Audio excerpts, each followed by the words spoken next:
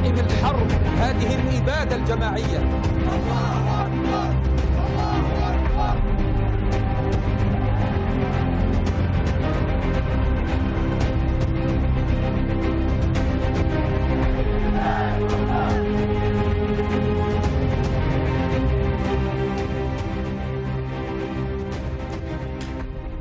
Tras más de 11 días continuos de una atroz guerra de parte del régimen de Israel contra la franja de Gaza, el rechazo mundial se hace presente ante todo lo que se ha visto. Particularmente la noche de ayer y tras un bombardeo a un hospital en Gaza, pues las alarmas se han hecho sonar. ¿Qué justifica lanzar una bomba que ha dejado a unas 500 víctimas mortales, según reportes de las autoridades gazatíes ipso facto? Solo cabe la pregunta, ¿por qué un hospital tiene que ser objeto de bombas? Lo cierto es que el rechazo internacional a lo que ya muchos califican a la luz de los hechos como un genocidio se hace más fuerte que nunca. Hoy dedicamos al análisis una hora completa acá en Detrás de la Razón para tratar de comprender a dónde más llegará la impunidad y la atrocidad de las autoridades israelíes con el respaldo de Estados Unidos, mientras el mundo entero le grita detente. Les saluda Dani Pérez Díaz y así iniciamos.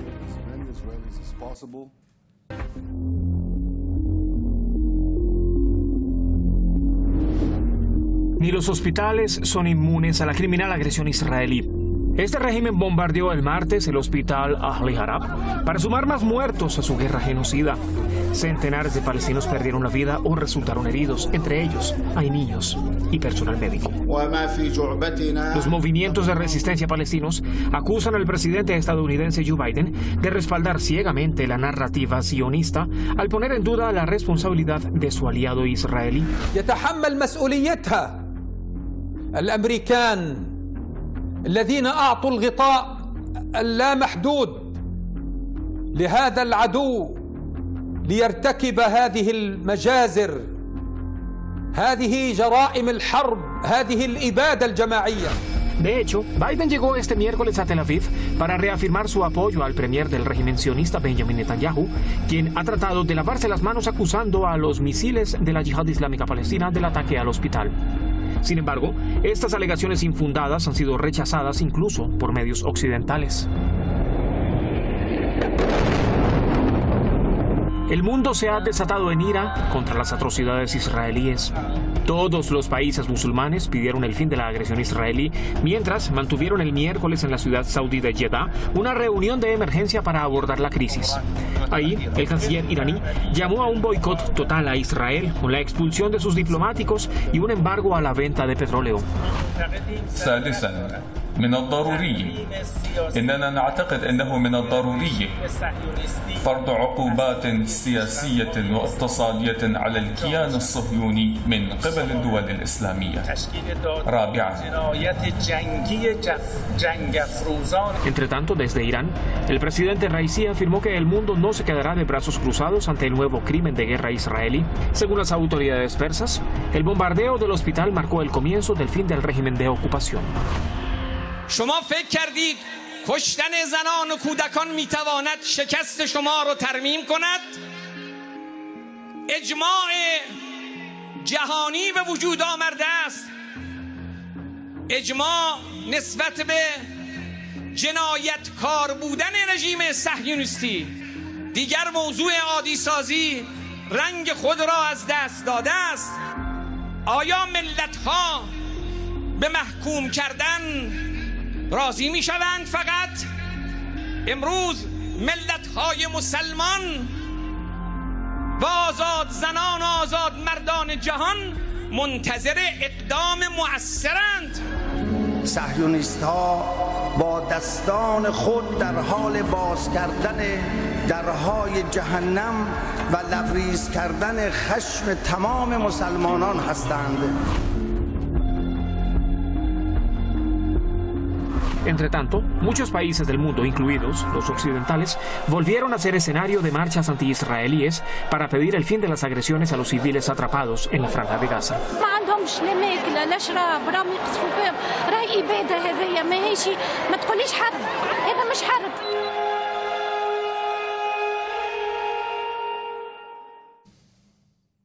Allí teníamos entonces una semblanza en este material que nos ha preparado nuestro equipo de redacción y producción sobre los hechos y todo, pues ese dolor, indignación mundial y todo lo que ha marcado todos estos 11-12 días de ataques incesantes israelíes, pero en particular ese bombardeo a un hospital el día de ayer y que dejó, pues se estima hasta el momento unos 500 muertos entre personal médico, niños, pacientes y demás. Nosotros vamos a dar paso al análisis, antes vamos a presentar a nuestros expertos en la materia.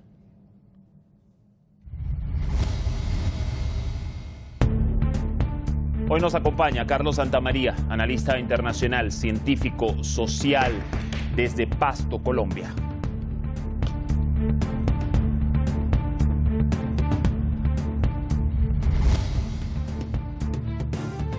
Y también va a aportarnos en el análisis a Juan Luis González, analista internacional, colaborador geopolítico de medios públicos internacionales desde Cádiz, España.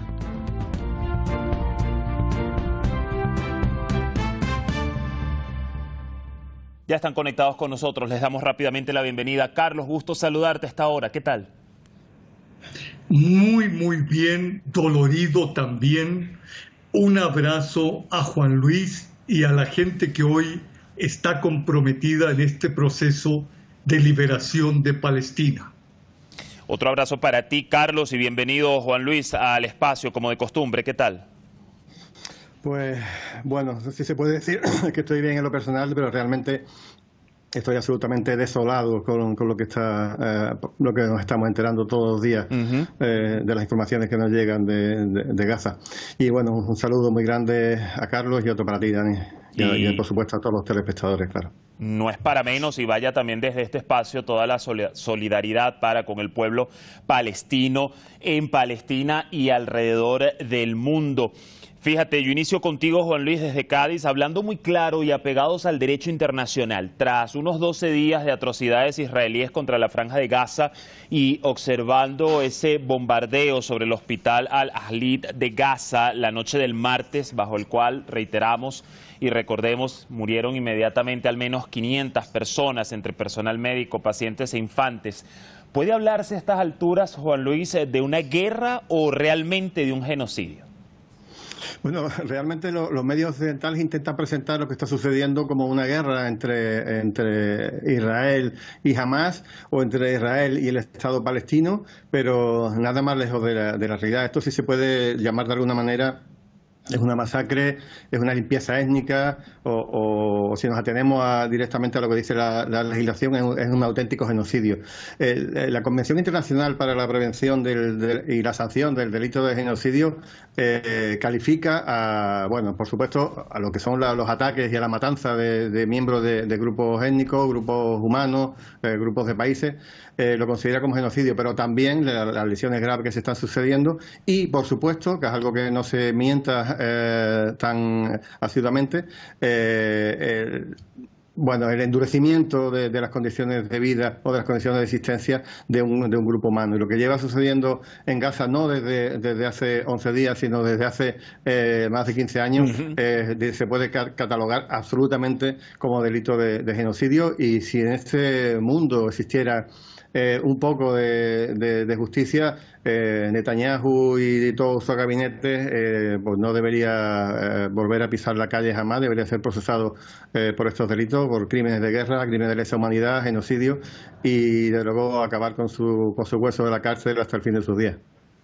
Carlos, en tu consideración también, ¿no?, deteniéndonos en este aspecto de lo que, bueno, a estas alturas todavía algunos le dicen guerra, pero que estamos cada vez escuchando más voces, y no solo de población, ¿no?, que sale a las calles a marchar, a manifestar y a decir esto claramente a través de pancartas o de sus propias voces, sino incluso de presidentes y de líderes más allá de la región de Asia Occidental. ¿Guerra o realmente un genocidio? ¿Cuál es tu perspectiva? Primero quiero enviar un abrazo a una mujer que va a ser referente internacional para todas las mujeres alternativas que quieren la paz, y que es Huda Ghazi, una mujer periodista que está justo allí donde la muerte acecha y con su información entregando la verdad. ¿Por qué lo digo? Porque las informaciones que vienen desde Israel o de otros lados de Occidente simplemente hacen lo que las agencias de inteligencia le están ordenando. Sin embargo, la realidad es que solo la gente valiente está allí, en ese lugar donde la verdad se encuentra.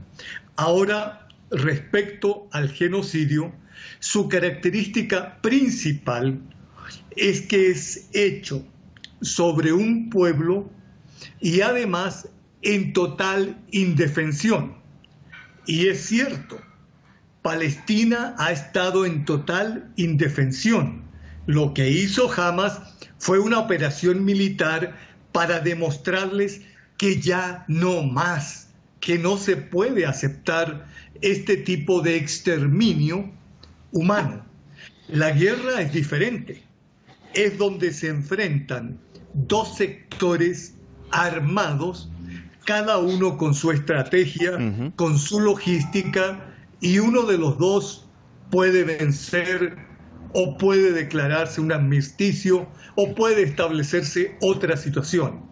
En este caso se está exterminando un pueblo con base en el poder militar, que quiero sentar la idea, es el único que va a dejar definido que el Estado de Palestina pueda organizarse. Trabajar armada, bélicamente, con bombas en contra de niños, demuestra un sector de élite, como lo decía muy bien Juan Luis, que no debería hoy día ni siquiera permanecer en las calles. Debería hoy día estar prácticamente en unas cárceles donde nunca más puedan ver la luz del sol, porque son mentes perversas que creen que la sangre está por encima de los negocios, de la vida, de todo. Ya teniendo entonces una perspectiva clara entre esta diferencia de lo que realmente significa una guerra y lo que significa un genocidio, y qué aplica en este caso lo que estamos viendo allí en Gaza, voy contigo, Juan Luis. Es importante señalar que además de prestar atención sanitaria, la infraestructura, me refiero al hospital, albergaba a unos 4.000 desplazados a la fuerza aproximadamente, que bueno, estaban huyendo del caos y tras las órdenes de la entidad sionista de evacuar el norte de Gaza. Y esto es muy importante tenerlo en cuenta, porque vimos también que la respuesta del gabinete de Netanyahu ha sido que este bombardeo fue producto de un lanzamiento fallido, y los estoy citando, de un misil de la Yihad Islámica Palestina, pero que incluso, y es importante aclarar, que esta supuesta versión de Israel ha sido desmentida o ni siquiera ha sido reconocida como veraz por medios occidentales y medios pues no públicos, sino me refiero a incluso a medios privados como la BBC. Entonces, primero, partiendo de aquí, ¿cuál es tu consideración sobre esta matriz que se ha generado desde el régimen israelí? Pero si adicionalmente, si este crimen de guerra a este centro médico no genera un freno ya en definitiva en este volátil escenario, entonces, ¿qué más lo puede hacer? Con respecto a la primera parte de lo que comentaba, ojalá de verdad la yihad islámica tuviera bombas con esa capacidad destructiva como hemos visto justamente sobre el hospital. En el Estado español lo que se está hablando en los medios de comunicación es que parecía que un misil de la yihad que había explotado en el aire había caído sobre el hospital, y con el combustible residual que podía quedar dentro se monta el incendio que acaba destruyendo al patio del hospital y los edificios aledaños. Eso es absolutamente inverosímil, no se lo puede pensar ni querer absolutamente nadie, pero lógicamente es la versión que se está barajando de manera quizá un poco más clara en Occidente. Biden hoy se ha sumado a esa cosa inverosímil diciendo que él había visto las pruebas, pero fijaros, si Biden hace unos días decía que había visto a los niños decapitados por Hamas. Así es, y luego salieron a desmentirlo. ¿Qué credibilidad va a tener cuando Estados Unidos es absolutamente parte de la guerra? Claro, ¿por qué están intentando desmentir eso que en un principio, ya digo, hasta lo había reconocido todo el mundo? Porque efectivamente yo creo que en un ataque de esta brutalidad, que además había sido anunciado, o sea, que la propia ministra de Sanidad de la Autoridad Palestina le habían dicho que los 20 hospitales que estaban bajo su cargo tenían que ser desalojados porque podían ser atacados, y efectivamente es lo que ha ocurrido. Por eso es que más claro es imposible. Pero claro, un bombardeo con esta capacidad destructiva, que bueno, se habla de 500 personas. Yo he leído en algunos sitios que puede haber gente bajo los escombros y se puede llegar hasta las 1000 personas. Pues sí, puede ser un antes y un después en esta operación de castigo a Gaza. Puede ser un punto de inflexión que de alguna manera impidiera quizás seguir ahondando en el siguiente paso anunciado de la guerra, del genocidio, del exterminio contra Gaza, que sería la operación por tierra, que se está poco a poco, primero le echa la culpa al que si llueve, que si no llueve, pero de momento lo están demorando, y quizás si hay una respuesta contundente por parte de las autoridades, no solamente de las árabes islámicas, sino de todo Occidente, o de gran parte de Occidente, Israel se puede dar paso, una marcha atrás y conformarse, conseguir atacando durante unos días hasta que ya la opinión pública lo haga imposible y luego ya se tenga que volver a su casa de nuevo, como ha pasado en todas las operaciones anteriores, plomo fundido, en fin, en todas las operaciones que había sobre Gaza en los últimos años.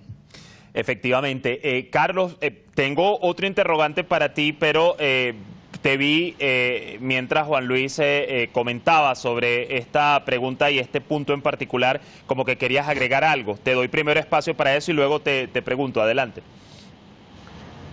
Los medios masivos de desinformación están absolutamente desesperados porque ocurrió lo impensable.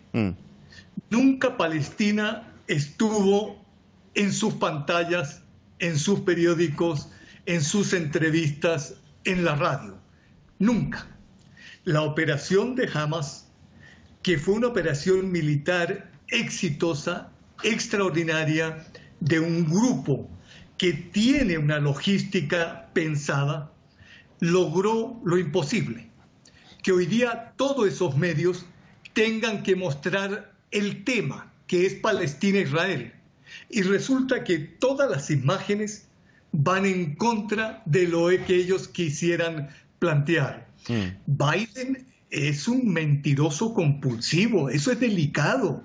Tener un presidente que al mundo le dice que ha visto las imágenes de algo que no ha visto, quiere decir que su Alzheimer es tan grave que puede provocar, sí, la tercera guerra nuclear, producto de su descompensación cognitiva. Creo que esto es importante que la gente lo tenga en cuenta. Los medios masivos de desinformación están desesperados. Ahora, si voy con este interrogante, ¿no? Después de este aporte que nos haces, porque precisamente el día de hoy el presidente de Irán, Ebrahim Raisi, precisó que ya hay un consenso global sobre la naturaleza criminal del régimen sionista.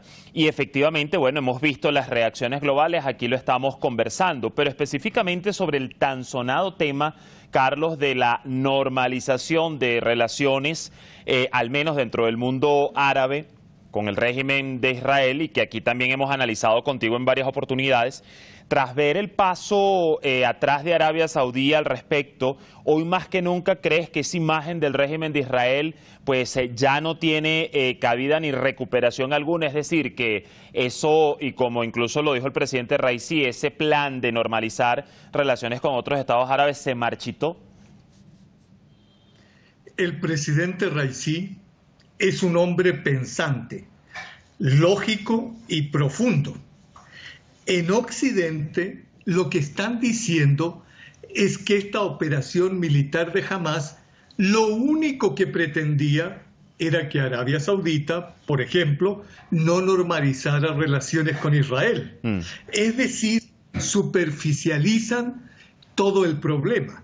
Lo único cierto es que hoy día se daña todo el espectro occidental. Hay que ser tan preciso, tan claro, creo, que no hay ningún pueblo del mundo, ninguno, que se haya solidarizado con Israel, con este régimen genocida. Segundo, todos los gobiernos que se han solidarizado son prácticamente aquellos que han hecho colonialismo, que han exterminado a los africanos, a los latinoamericanos, es decir, yo diría, lo menos ético del mundo. Y la Unión Europea, obviamente con una gobernanza que es el patio trasero de Estados Unidos, lo que está planteando es que en realidad este es un conflicto grave, pero siempre apoyando al Estado sionista. Por eso pienso que la normalización ya hoy día está suspendida y además tiene argumentos para que no se dé, que es fundamental para poder decir esto se va a detener. Y quiero agregar algo, Dani, perdóname. Adelante. Hoy día no hay retorno. La operación de Hamas, la operación militar en Ucrania, lo que han dicho es el siglo XXI es el siglo de la justicia social, se acabaron los colonialismos y el hegemón. El llamado sur global. Fíjate, Juan Luis, en esta misma línea también se efectuó hoy, ¿no?, la reunión de países de la Organización de Cooperación Islámica en Jeddah, Arabia Saudí, desde donde el canciller iraní pues llamó a un boicot total a Israel con la expulsión de sus diplomáticos y un embargo de la venta de petróleo. ¿Es plausible que veamos este boicot consecutivamente durante los próximos días? ¿Cómo lo ves tú, al menos entre los estados árabes e incluso más allá de estas fronteras de Asia Occidental? Bueno, realmente ya había algunas declaraciones de algunos países del Golfo, como Qatar, por ejemplo, que sí había dicho que de producirse o de subir la escalada, de entrar por tierra en Gaza, cortaría absolutamente todas las ventas de gas natural hacia Occidente, hacia los países que están respaldando la guerra. Muy importante la coordinación de Irán con Arabia Saudí. Ha sido un paso absolutamente increíble hace muy poco tiempo que Bin Salman se esté reuniendo o hablando de manera permanente con las autoridades iraníes para coordinar un poco una respuesta, y desde luego el mazazo que se le ha dado al proceso de normalización con Arabia Saudí, que obviamente el mundo chií estaba mucho más solidarizado de siempre con Palestina, pero el mundo suní es donde se estaban abriendo esos huecos que lo estaba abriendo Estados Unidos con Israel, y bueno, la decisión de Arabia Saudí ha sido absolutamente tajante, y no podemos olvidar que es el líder, un poco el líder espiritual, el guardián de los santos lugares del mundo musulmán, y su postura tiene un eco mucho más lejos de las fronteras del Golfo. Y bueno, increíble también, ya que está aquí nuestro compañero Carlos, la postura de Gustavo Petro, que ha dicho que si hay que romper las relaciones con el Estado sionista, con el engendro de Israel, pues que se romperán, ¿no? Y que tiene la esperanza de que Hitler, que no es otro que Netanyahu, quede derrotado finalmente en Gaza, ¿no? Magníficas palabras. Sobre ese punto voy justamente, Latinoamérica, tú lo has introducido muy bien, Juan Luis, y algo también importante en base a esta respuesta que nos haces, y me atrevo o me permito agregar que quizás con todo lo que se está observando ahora, y esa fortaleza del mundo árabe, también de pues la nación persa, se desmonta un tanto esa división que por años la prensa occidental pues trató tanto de remarcar entre chiíes, suníes y que los problemas radicaban netamente por esto, y creo que hoy por hoy si algo ha dejado todo lo que está viviendo hoy Palestina es que efectivamente se ha desmontado esa llamada división por tema religioso o de sectas, como le dicen algunos medios occidentales, ¿no, Juan Luis? Sí, efectivamente, creo que es una consecuencia, bueno, colateral a lo que ha sucedido.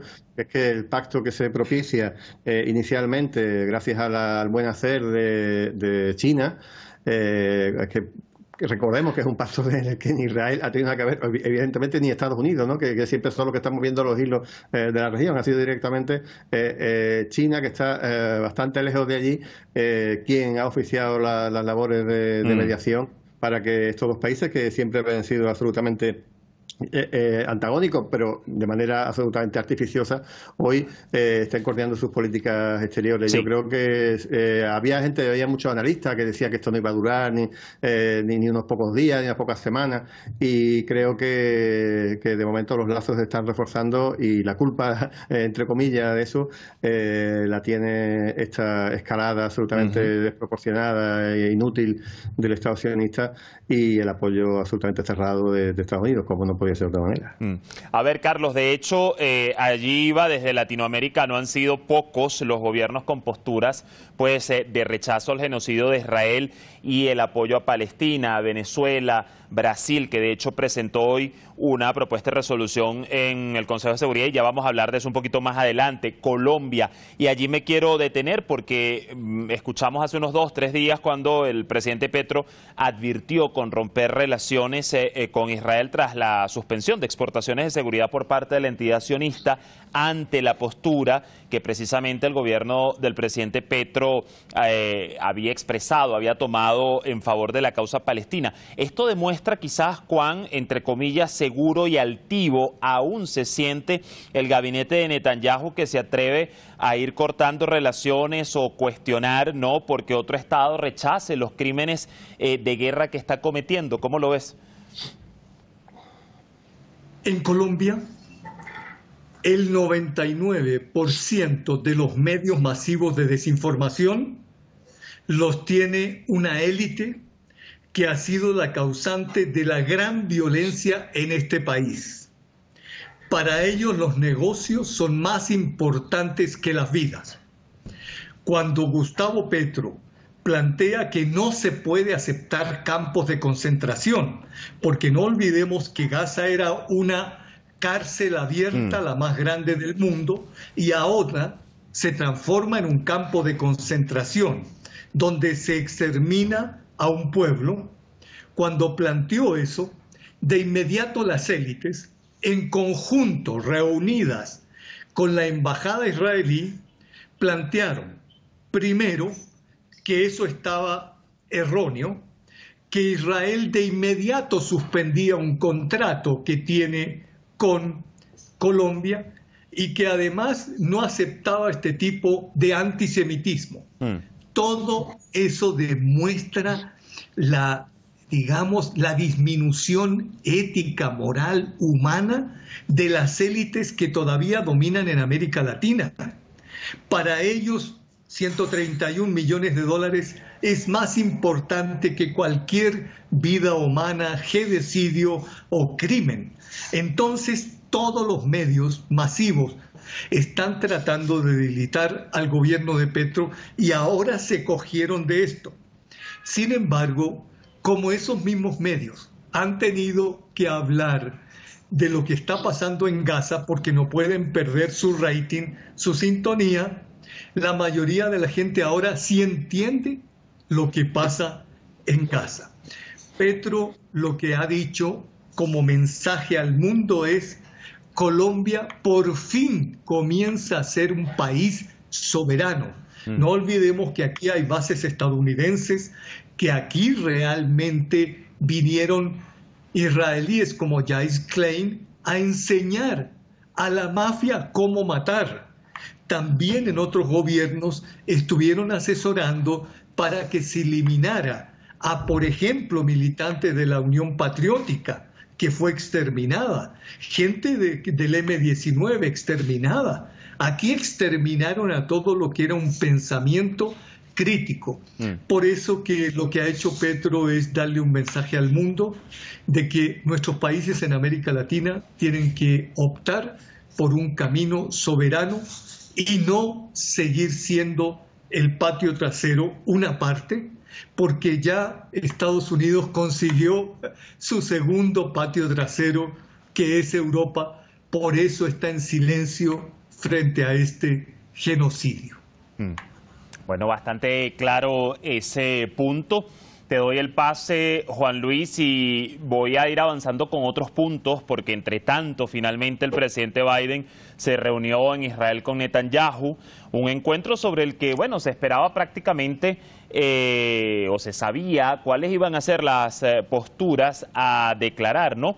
Además de reiterar su apoyo a Israel, para empezar, puso en duda, ya tú lo adelantabas, puso en duda la autoría del ataque contra el hospital de Gaza. Bueno, esto sorprende o no, ya me lo vas a responder, pero también Juan Luis pidió a Tel Aviv que se abra un corredor de ayuda humanitaria desde Egipto hacia Gaza, ese paso llamado o conocido como Rafah, que hemos visto durante días allá apostados a miles de gazatíes, ¿no?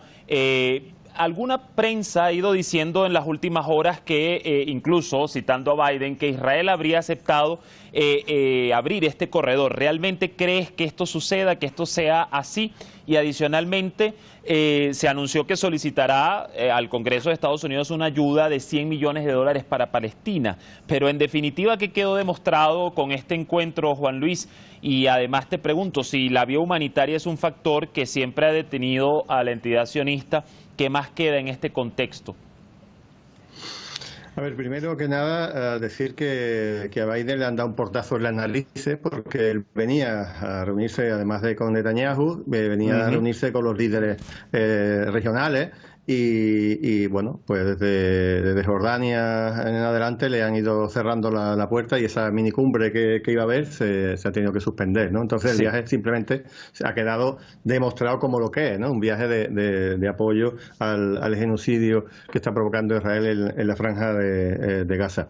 Eso por un lado. Luego también ha quedado de nuevo como mentiroso, ¿no? Porque decía, o llevaba diciendo unos días antes el gobierno norteamericano, que se produciría esa visita de apoyo a Netanyahu en el momento en que se abriera el paso de Rafah para que se permitiera entrar algunos insumos alimentarios, hidrocarburos, etcétera. Eso también es absolutamente falso. Podemos ver la de cientos de camiones que están parados del lado isio del paso de Rafah, y de momento no hay nada de nada. Creo que se abrió hace unos días un mínimo paso para permitir unos litros de gasoil para alguna emergencia, pero desde luego no se ha abierto el corredor humanitario. Bueno, están diciendo incluso que tampoco le van a abrir el paso de agua, que ya prácticamente está acabada en la franja, el paso de hidrocarburos, como decía antes, porque fijaros, hay gente que dice, bueno, voy a asumir esa amenaza y me voy del norte de la franja, me voy al sur, me voy a cerca de Rafah, o en Han Yunis o donde sea. Pero si es que no hay gasolina, si es que prácticamente la gasolina se está vendiendo a precio de oro porque no queda. La gente que va a abandonar el norte andando, o sea, que es que prácticamente es un imposible, ¿no? Lo que se ha estado pidiendo a la gente. Entonces, bueno, sinceramente pienso que la presión internacional obligará a abrir tanto el agua, el bombeo de agua, que dicen que habíamos bombeado por una tubería, pero no llegaba absolutamente nada, como la entrada de insumos médicos y alimentarios, porque si no el desastre puede ser tan grande que lo que ha pasado con este bombardeo del hospital se puede quedar bastante pequeña. Van a empezar a morir pues niños que están en incubadora, gente que están en hospitales y que no tienen ni agua para beber, y va a ser demasiado grave. La apuesta que están manteniendo hasta la fecha, es decir, que hasta que no suelten a los rehenes que están en poder de la resistencia, no van a suavizar el bloqueo inhumano, pero creo que Hamás está actuando con bastante cautela, y se sabe lo que hace, los pasos que tiene que ir dando, y desde luego la baza de los prisioneros, de los retenidos, no va a perderla tan pronto al poco de empezar la operación de castigo, evidentemente. Precisamente ya lo has mencionado, Juan Luis, y voy contigo, Carlos. Recordemos que ese plan inicial de Biden en esta visita era además ir a Jordania, donde se vería con Mahmoud Abbas, el rey Abdalá II, y el presidente egipcio al-Sisi, pero efectivamente, como nos dice nuestro analista, fue cancelada desde Jordania a última hora. Carlos, ¿qué nos revela el hecho, ¿no?, de que le fuera cancelada esta visita al presidente de los Estados Unidos, quizás algo impensable hace algunos años y más viniendo de estos países árabes, ¿no? Las señales van siendo las que determinan las acciones. Primero, Egipto no ha tenido una posición coherente, muy débil. Un país soberano como Egipto abre el paso y entra toda su ayuda humanitaria. Punto. Vemos debilidad. Segundo, el hecho de que hayan suspendido esa reunión con Biden es muy importante porque le demuestra a Biden que ya no es ese personaje que se creía tan fuerte y seguro. Es un golpe a la cara. Sin embargo, tampoco es suficiente. Hoy día lo único suficiente no son mensajes, sino que son acciones. Si se derivan, por ejemplo, en el bloqueo al petróleo, eso afecta a la economía de Occidente, claro, de Estados Unidos, de Israel. Entonces creo que en este momento ya no se puede pedir permiso a un Estado terrorista como es Israel para hacer esas acciones. En este momento lo dijo muy pero muy claramente Juan Luis, lo que hay es una operación de exterminio porque el sionismo de Netanyahu le aprendió a los nazis cómo eliminar. Es decir, aquí no le dan gas, lo que le dan son bombas o le quitan alimentos, luz y matan niños directamente. Por eso creo, pero con mucha claridad, que llegó la hora de tomar medidas mucho más fuertes. No se puede pedir permiso a un Estado terrorista y se debe actuar en consecuencia. Yo creo que hoy día, si no se hace eso, realmente morirá muchísima más gente en Gaza. Más bien dicho, será exterminada. Desde el geopoder hay señales. Hoy día hay una unidad general prácticamente del mundo, no de la comunidad internacional porque esa no existe, es del mundo, de los países sobre todo soberanos, y yo creo que es la hora de ir hacia adelante. Y doy un elemento, Dani, bien interesante, ¿sí? Quiero comentar esto. El día 15 se iba a hacer la intervención en Gaza por parte del ejército israelí. El 15 de octubre, ¿te refieres? Claro, este 15. Y lo suspendieron supuestamente por problemas climáticos. Eso no ocurre jamás porque no se daba en ese momento. Eso significa que están sintiendo señales y se están debilitando. Este es el momento de actuar.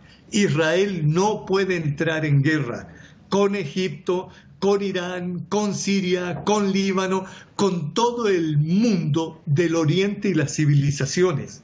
Yo creo que ahora es el momento de decirle, Estado palestino será el presente, y en este momento nosotros nos encargamos de Gaza y de las tierras ocupadas, porque ya un sector inmenso abandonó esas tierras ocupadas y solamente van a quedar militares. Bueno, y no en vano, de hecho, propios funcionarios del gabinete del régimen israelí y algunos de sus ministros llegaron a reconocer en los últimos días pues las fallas y lo que es la debilidad en esa tan sonada defensa de la entidad sionista durante tantos años. tras lo que pasó ese 7 de octubre con la tormenta de Al-Aqsa. A ver, Juan Luis, otra de las reacciones internacionales que han generado mucho centimetraje de prensa ha sido las de los eurodiputados, ¿no? Que han puesto contra las cuerdas a Ursula von der Leyen, la presidenta de la Comisión Europea, por haber cerrado filas en favor de Israel. Una muestra más, ¿no? De un sesgo de poder, en este caso si lo miramos desde el bloque europeo.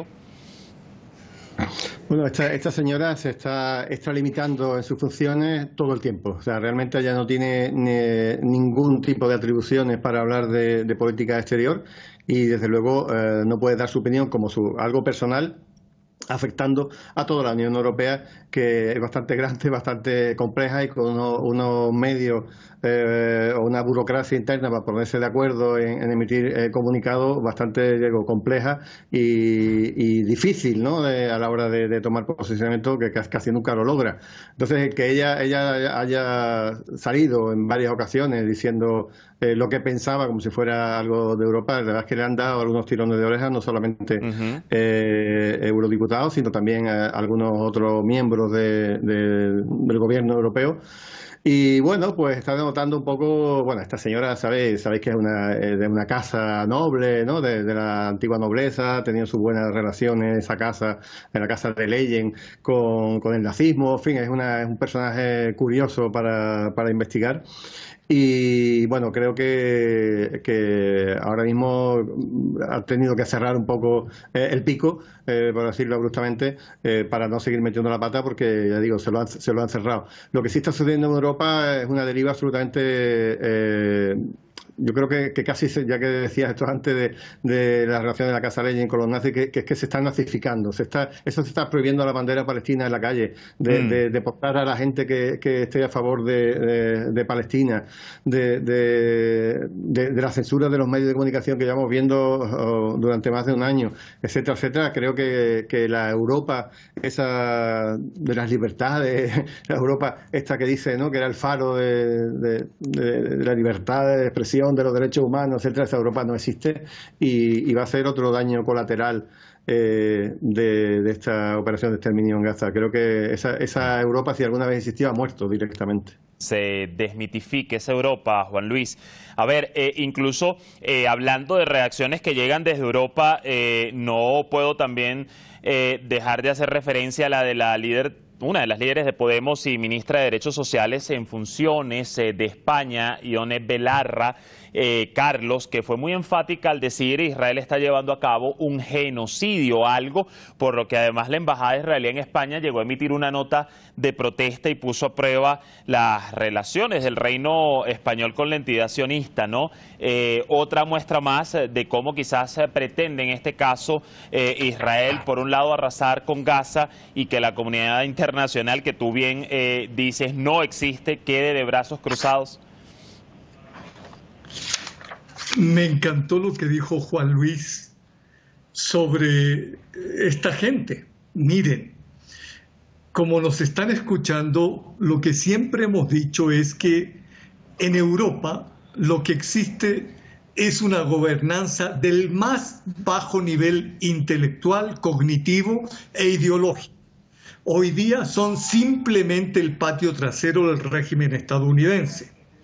Ursula von der Leyen realmente tiene un pasado nazi. Es una señora que habla de acuerdo a una ideología. Punto. No representa al pueblo europeo. Scholz, que entre paréntesis se acaba de perder hoy día en una visita, no sabía para dónde ir, está igual que Biden, no tiene pensamiento. Nunca se le ha escuchado un discurso organizado, concreto. Josep Borrell, un tipo que ha dicho que el jardín es Europa y la jungla somos nosotros, o sea, la mayoría del mundo. O sea, yo no lo sacaría nunca más, por lo menos en la prensa alternativa. Y Stoltenberg, este secretario de la OTAN, también con raíces nazis. O sea, tenemos a gente como Macron rechazado en un porcentaje inmenso en Francia porque ataca a los trabajadores. ¿Y para qué decir de Sunak en Gran Bretaña, que es un indígena de raíces indias que hoy día se encuentra postrado frente a los conquistadores. O sea, esta gente mantiene silencio y solo algunos, como este eurodiputado, que le cortan el micrófono porque está diciendo la verdad, o Podemos, que plantea la verdad. En este momento hay un genocidio y no hay forma de ocultarlo. Es Israel el que está perdiendo con Colombia al decirle yo hago lo que deseo, y en Colombia le dice somos soberanos. Y en España no hay que olvidar que Sánchez quiere nuevamente ser el que dirija el gobierno y la mayoría del pueblo español no está con Israel. Por eso él en este momento se encuentra en contra de Israel también, y Podemos señala que realmente se está llevando a cabo un genocidio. Creo que Israel en esta coyuntura cada vez queda más solo, y es el momento que el mundo multipolar que está avanzando y va a hacer de este mundo y la humanidad algo mejor, emplee toda su estrategia para lograr la justicia social que se requiere. Bueno, y entre otros puntos, Juan Luis, no podemos pasar por alto que a la par de los bombardeos contra Gaza, el régimen israelí también ha lanzado ataques en los últimos días contra Siria, en el caso de sus dos aeropuertos, de los principales, el de Damasco y el de Alepo, incluso el de Alepo en 2 ocasiones, y contra el sur del Líbano. Cuando vemos también este accionar en contra de Siria y Líbano, nos da esto una interpretación de que el escenario más plausible por ahora es una guerra a escala regional, ¿o no lo ves así? Bueno, esperemos que no se produzca, ¿no? Finalmente, pero efectivamente es una posibilidad, y desde luego es una posibilidad que sería muy cercana, muy aproximada, si empezara una operación por tierra, ¿no? Ahí Hezbollah lo ha dicho muy claramente, y que entraría directamente abriría el frente norte, que yo pienso ya que realmente está abierto, o sea que los primeros días después de la represión sionista, empezó con algunos ataques tímidos sobre un puesto de observación, sobre un radar, pero poco a poco va escalando, cada día hay más operaciones, más arriesgadas, ya se cuentan bastantes bajas del lado de las IDF. Y no sé, hay algo que está haciendo, es que está dejando sin posibilidad, sin ojo, con esas cámaras automáticas que tienen localizadas en toda la frontera con Líbano, que lo que puede estar denotando es que quizás haya una operación por tierra, en este caso ya no del Estado sionista, sino de Hezbollah, para liberar la zona de la Bekaa, la zona de la granja de la Sheba, que son los altos del Golán que tiene ocupado de Líbano.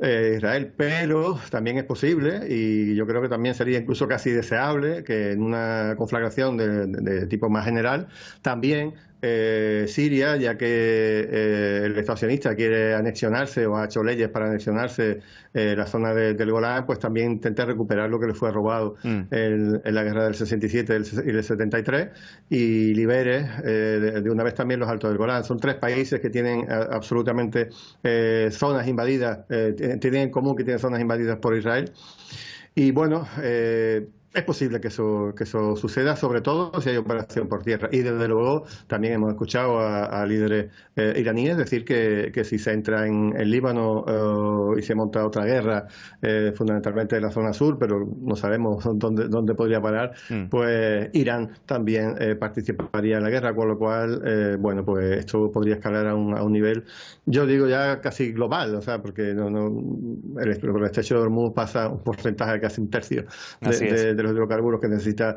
el mundo para funcionar, y evidentemente hoy mismo hemos visto, y ayer, los precios del petróleo como han estado escalando, y estaban en una perspectiva, habían subido mucho cuando habían cortado la producción en la PES ampliada, pero había empezado de nuevo a bajar porque había crisis, había recesión en algunos sitios, pero de nuevo el petróleo ha seguido ascendiendo, porque se puede esperar que haya una escalada bélica. Yo digo, ojalá no se produzca finalmente, y se llega a algún tipo de acuerdo y a alguna solución para imponer a Israel que obedezca a todas esas resoluciones de la Asamblea del Consejo que la obligan a abandonar esos territorios con paz por territorios, como dice la 242, etcétera, etcétera, ¿no?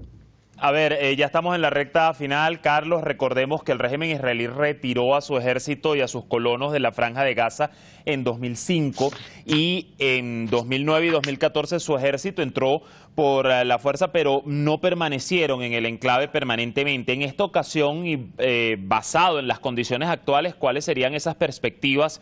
¿Se atrevería el régimen israelí a volver a ocupar permanentemente Gaza? ¿Cómo ves de que se produzca esa invasión terrestre de la que tanto han amenazado en estos días? Lo primero que hay que decir es que solo si Estados Unidos acepta el cese al fuego, hay cese al fuego. Si no, no hay. Ellos son los que tienen que decidir, porque Rusia y China ya lo plantearon. Las Naciones Unidas hasta este momento es un encuentro de cafetería donde se hacen muchísimas declaraciones y no va a resolver esto. La Corte Penal Internacional mucho menos, porque son organismos del régimen estadounidense. Mire, muy importante esta pregunta porque nos lleva a los dos escenarios. Primer escenario, que se decrete un cese, que realmente Israel se dé cuenta que lo que viene es muy duro para el Estado de Israel. Por tanto, entre a ciertas negociaciones tratando de decir que son misericordiosos y por eso hacen este cese. Obviamente la contradicción queda ahí, el problema va a seguir e igual se va a disparar. Lo segundo, que sigue a través de un ataque a la frontera de esta Gaza, cárcel abierta y campo de concentración, y Hezbollah actúa. Actúa también Irán, actúa Siria y actúa Rusia y China porque tienen que hacerlo, si no, no hay alternativa. Israel ha amenazado a todas las naciones del Asia Occidental, no de Oriente Próximo o Medio, como le quieren llamar, de que tiene una bomba nuclear. Si utiliza algo nuclear Israel contra Irán, contra Siria, contra cualquier país, Israel desaparece. Se acabó el Estado de Israel.